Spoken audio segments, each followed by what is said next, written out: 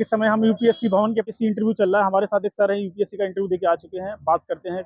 Sir कैसा रहा आपका इंटरव्यू सर? ठीक था सर, बढ़िया रहा इस बार। अच्छा, अच्छा। सर आपने आपका नाम और आपका अटेम्प्ट जानना चाहेंगे सर? सर मेरा नाम अमित कुमार है और मेरा सेकंड अटेम्प्ट था सर। अच्छा, अच्छा। हाँ जी। सर आपका जब बोर्ड आपका इंटरव्यू स्टार्ट हुआ तो सबसे पहले आपका किस तरह के क्वेश्चन थे आपके?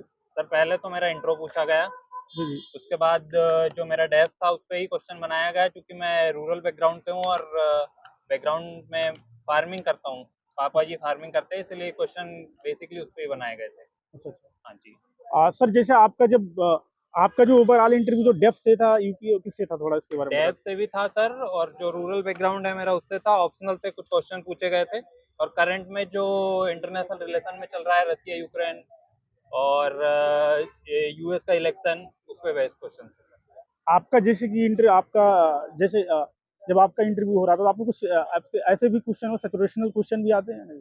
जी बिल्कुल, सिचुएशनल भी पूछे गए। मेरे से मेरी राय जानने की कोशिश अधिकतर क्वेश्चनों में की गई।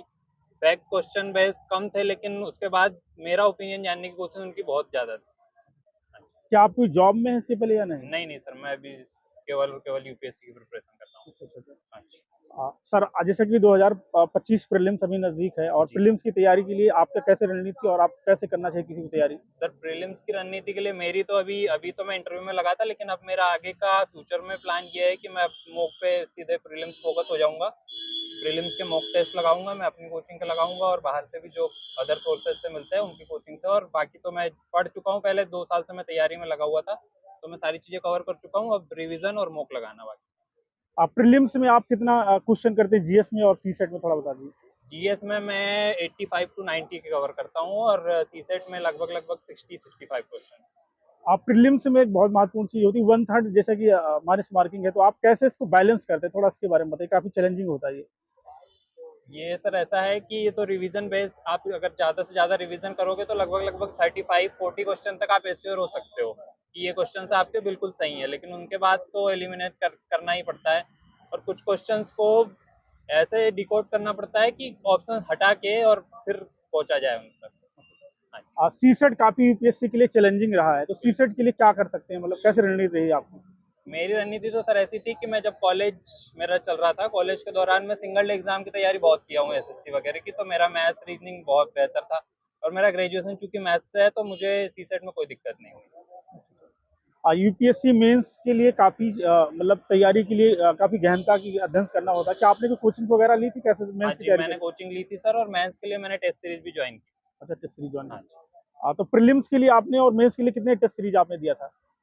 प्रीलिम्स के लिए सर मैंने 3-4, एक तो जहाँ कोचिंग ज्वाइन करी थी वहाँ पूरे 28 टेस्टों का संकलन था, तो वो पूरा लगाया था। और मेंस के लिए मैंने 2 अदर कोचिंग इंस्टीट्यूट के टेस्ट सीरीज ज्वाइन की। मेंस में थीम्स बहुत ज़रूरी होता है, तो बिल्कुल थीम्स के लिए आपने क्या प्लानिंग करी थी और कैसे करना चाहिए प्लानिंग?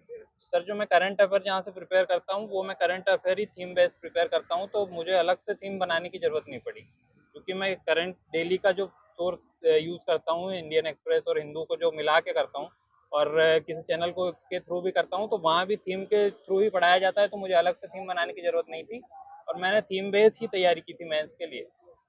यूपीएससी मेंस में आंसर लिखते समय काफ़ी समय का ध्यान नहीं रह पाता है, बहुत कम समय में शब्दों को लिखना होता है, उसके लिए कैसे फ्रेमिंग करते थे आप, थोड़ा? सर ये इसका तो एक ही सॉल्यूशन है सर, प्रैक्टिस से ही ये चीज़ें क्लियर होती है। अच्छा, प्रैक्टिस। मैंने लगभग लगभग तैयारी के दौरान भी, जब मैं कोचिंग ले रहा था उस दौरान भी, हर दिन के करीब करीब 4 से 5 क्वेश्चन की आंसर राइटिंग करता था, और उसके बाद जब सिलेबस कंप्लीट हो गया उसके बाद पूरा फोकस आंसर राइटिंग और मॉक टेस्ट पे था। एनसीईआरटी का रोल आपकी तैयारी में कितना, और एनसीईआरटी के लिए क्या करना चाहिए?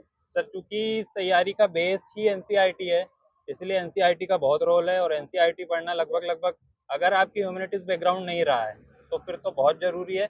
लेकिन चूंकि मैं पहले स्कूलिंग के दौरान ही पढ़ता था, और मुझे पहले से क्लियर था कि यूपीएससी करना है, तो मैंने उन्हें पहले से पढ़ रखा था, तो मुझे कोचिंग के दौरान तो पढ़ने की ज़रूरत नहीं पड़ी। लेकिन जो मैंने सिनॉप्सिस उनके समरी जो बनाई थी, मैं उनको रिवाइज करता रहता था। इंटरव्यू के दौरान जैसे कि मॉक इंटरव्यू, क्या आपने कोई मॉक इंटरव्यू दिया था या नहीं दिया जी था? हाँ, दिए थे सर मैंने। अच्छा, अच्छा। 4 मॉक इंटरव्यू अच्छा, दिए। 4 मॉक। मॉक इंटरव्यू और रियल इंटरव्यू में क्या डिफरेंसेस आपको लगा? सर डिफरेंसेस तो बहुत होता है, क्योंकि यहाँ पे सीनियर लोग ज़्यादा होते हैं, लगभग लगभग सबकी एज 55 टू 60 थी, और अपन जो मॉक इंटरव्यू देते हैं सर, उसमें तो सीनियर मेंबर कम होते हैं, लेकिन कोचिंग के टीचर्स होते हैं। क्वेश्चन का लगभग अपन जब डीएफ एनालिसिस वही लोग करवाते हैं कोचिंग में, मॉक में, तो लगभग क्लियर हो जाता है कि क्वेश्चंस का दायरा कितना रहेगा। एक प्रैक्टिस बैठने का, जाने का, उठने का, ये चीजें क्लियर हो जाती है मॉक से। जैसा कि आप मध्य प्रदेश से शायद आप हैं, जी हाँ सर। तो अभी फॉरेस्ट रिपोर्ट आई है, क्या इससे भी क्वेश्चन पूछे गए आपसे? नहीं सर, इससे मेरे से कोई वो नहीं पूछा, मेरे से हैप्पीनेस इंडेक्स से पूछा गया था और भूटान के बारे में क्वेश्चंस थे। अच्छा अच्छा। अभी 2025 प्रीलिम्स आ रहा है और जो भी नए बिगिनर्स है वो तैयारी कैसे करें, क्या ध्यान रखना चाहिए? नए बिगिनर्स के लिए तो सर अब 2025 पे अगर भिड़ेंगे तो लगभग मेरे हिसाब से तो समय कम है, क्योंकि 4-5 महीने में प्रीलिम्स भी और मेंस भी सब सिलेबस, अगर जिनका सिलेबस हो चुका है उनको तो लगभग एक बार रिवीजन करके फरवरी से पूरा मॉक बेस हो जाना चाहिए। टेस्ट लगाइए हर दिन, उनका एनालिसिस कीजिए, टेस्ट का आंसर, क्वेश्चन का आंसर देखिए, और साथ में जो 3 ऑप्शन गलत है उनके बारे में भी आपको सारी नॉलेज होनी चाहिए कि ये गलत क्यों है और इनके बारे में क्या डिटेल।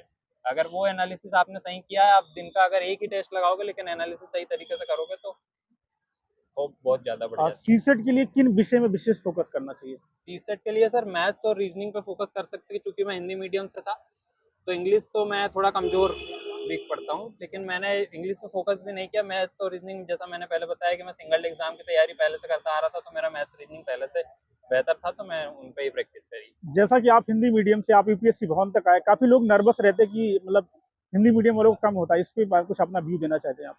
नहीं, ऐसा तो कुछ नहीं है, हिंदी मीडियम भी काफी मेहनत कर रहा है और बहुत सारे मेरे साथ भी जो मैथ्स से अंदर पे इंटरव्यू देने वाले, उनमें भी हिंदी मीडियम के बहुत से लोग थे। ऐसी कोई नर्वसनेस वाली बात नहीं है, मेहनत करिए, सब प्रयास करते रहिए और सफल होते। अंत में आप अपनी तरफ से क्या मैसेज देना चाहते हैं? अंत में यही है भाई, नर्वस नहीं होना है, मेहनत लगातार जारी रखनी है। 1-2 अटेम्प्ट तो लगते हैं, क्योंकि हिंदी मीडियम का बैकग्राउंड थोड़ा सा गड़बड़ होता है, पढ़ाई में थोड़ा सा लेवल मस्ती मजाक में, और कॉलेज लेवल पे तो कोई पढ़ाई नहीं करता, सब मस्ती करते हिंदी मीडियम। इसीलिए थोड़ा सा मेहनत करने का कोशिश करें, और क्योंकि रेगुलर रहे इसमें, इस तैयारी के दौरान एक ही चीज़ है, कंसिस्टेंसी जिसने बना के रखी वो सक्सेसफुल होगा। हिंदी मीडियम में आपने कौन कौन सी बुक पढ़ी थी, अगर आप बताना चाहें तो थोड़ा सा? मैंने पॉलिटी के लिए तो स्टार्टिंग में तो लक्ष्मीकांत प्रेफर की थी, लेकिन बाद में रजनी कोठारी मैम की बुक प्रेफर की थी। स्टैंडर्ड बुक ही अधिकतर इकोनॉमी के लिए रमेश सिंह सर की थी, और मेंस में इकोनॉमिक्स के लिए मैंने अपनी कोचिंग मनीष सर के नोट्स और उनकी क्लासेस तैयार की थी। बाकी स्टैंडर्ड बुक थी आर एस शर्मा हिस्ट्री के लिए, स्पेक्ट्रम, ये चीज़। आपको अपना कीमती समय देने के लिए आपको बहुत बहुत धन्यवाद, और लवाश स्नातक और बाकी हमारे सभी साथी की तरफ से आपको बहुत शुभकामनाएं, और हमारे व्यूअर की भी तरफ से धन्यवाद। Thank you sir.